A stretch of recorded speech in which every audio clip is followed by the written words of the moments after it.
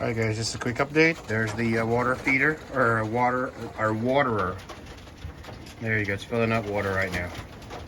So it's overflowing on the floor, on the wall.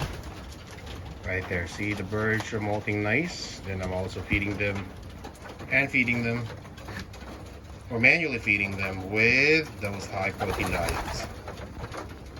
So these are the, the stock lot now, or the aviary. These are my breeders. Not that many, but they're looking good. Okay.